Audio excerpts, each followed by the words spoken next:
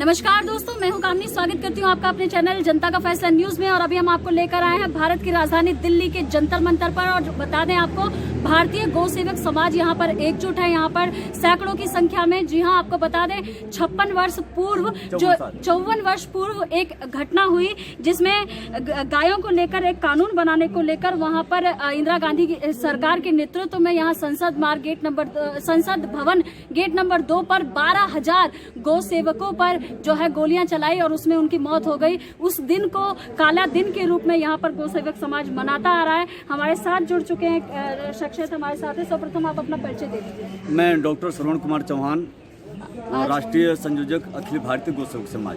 आज के जो कार्यक्रम का जो आयोजन किया गया है उसके मुख्य उद्देश्य क्या है? उसका मुख्य उद्देश्य ये है कि जो 1966 में जो गौ सेवक गौ भक्तों के ऊपर में जो गोलियां चली थी, जिसमें 10 लाख लोग गौ हत्या बंदी, मांस निर्यात बंदी के केंद्रीय कानून बनाने की मांग को लेकर के संसद भवन पर एकत्रित हुए थे। उसमें इंदिरा गांधी की सरकार थी, गुलजारी लाल नंदा गृह मंत्री थे।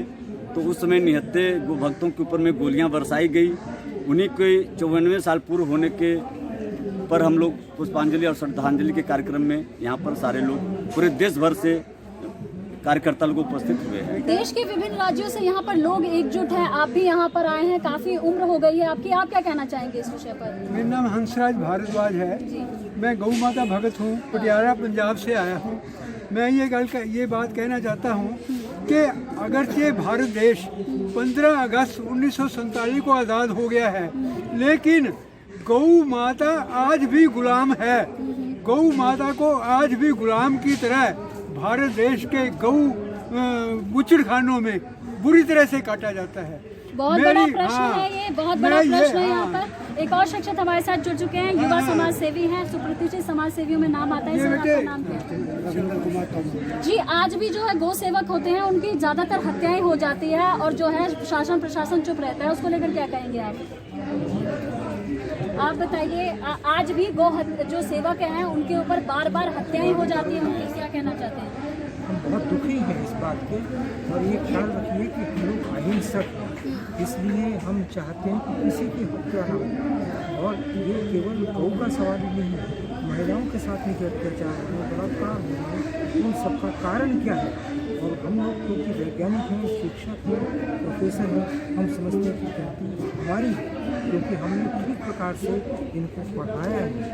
ये राजनीति में आते हैं और केवल पैसा कमाते हैं। अब भी कोई बड़ा कानून नहीं है। अगर गौ मांस का निर्यात आयात निर्यात होता है तो अब भी कोई बड़ा कानून नहीं है। क्या कहना चाहेंगे आप? ये तो बहुत ही शर्म की और दुख की बात है।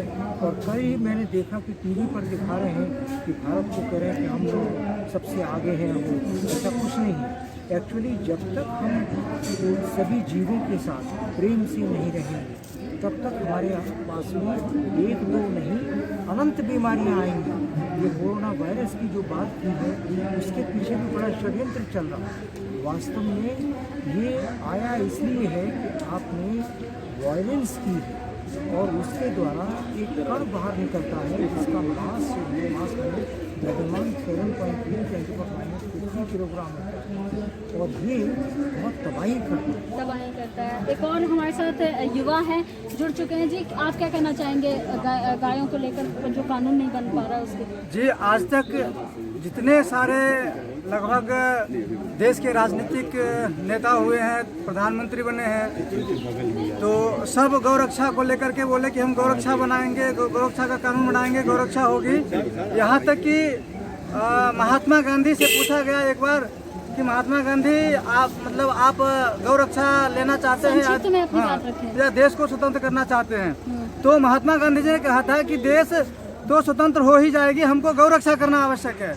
लेकिन आज नेताओं सारे नेताओं गद्दारी करते हैं, महात्मा गांधी का सिर्फ नाम लेते हैं, लेकिन काम करने के लिए कुछ भी नहीं होता है। एक और हमारे साथ सुप्रतिष्ठित समाज सेवी हमारे साथ जुड़ चुके हैं। जी, आज भी जो है वर्तमान में जो गौ सेवक हैं उनकी अनायासी हत्या हो जाती है और शासन प्रशासन बिल्कुल चुप रहता है, ना कि गाय के ऊपर। अब भी वर्तमान में जो गाय जो मांस है उसका जो आयात निर्यात हो रहा है उसके ऊपर कोई बड़ा कानून है। क्या कहना चाहेंगे आप?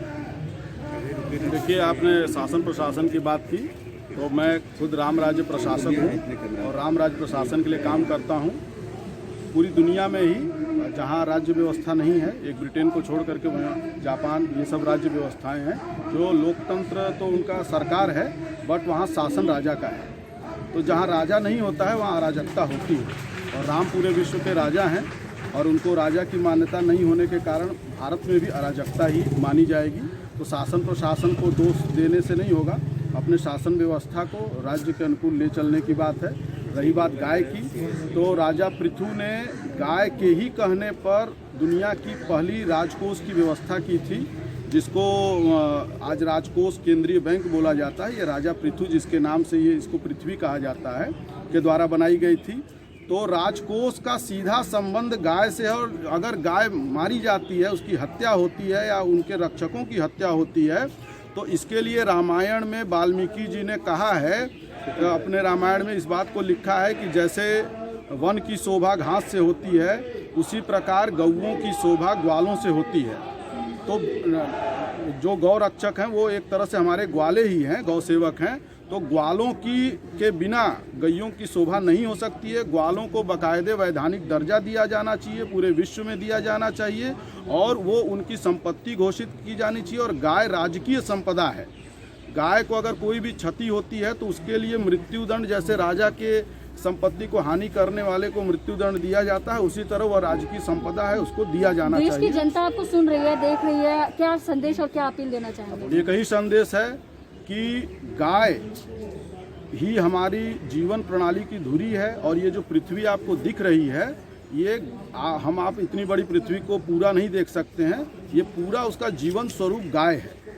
और अगर गाय को क्षति होती है तो आपकी पर्यावरण सृष्टि जो 84 लाख योनियां हैं, सभी खतरे में हैं। इस चीज़ को लोग जितना अच्छा समझ लें, नहीं तो ये कोरोना जैसी अभी कितनी महामारियां आएंगी और पूरा यहाँ जीवन सृष्टि नष्ट हो जाएगी। जय श्री राम। तो देखा आपने यहाँ पर अखिल भारतीय जो है गौ सेवक समाज के यहाँ पर सैकड़ों कार्यकर्ता जो कि देश के विभिन्न राज्यों से यहाँ पर एकजुट हुए, जिनकी केवल एक ही मांग है, एक ही चीज है कि अगर जो है गाय को माता की संज्ञा दी गई है तो उनको राष्ट्रमाता क्यों नहीं किया गया। गौ सेवा को लेकर, गौ जो मांस है उनको लेकर कठोर कानून क्यों नहीं बनता। और आजकल गौ सेवकों की जो हत्या दिन प्रतिदिन बढ़ रही है, उसका जिम्मेदार कौन है। इन तरीके की कई विभिन्न मांगों के साथ यहाँ पर युवा सुप्रतिष्ठित समाज से भी यहाँ पर एकजुट हुए। एक्सक्लूसिव रिपोर्ट बाय कामनी झा, जनता का फैसला न्यूज चैनल। कैमरा पर सरीना सिंह के साथ। Thank you so much.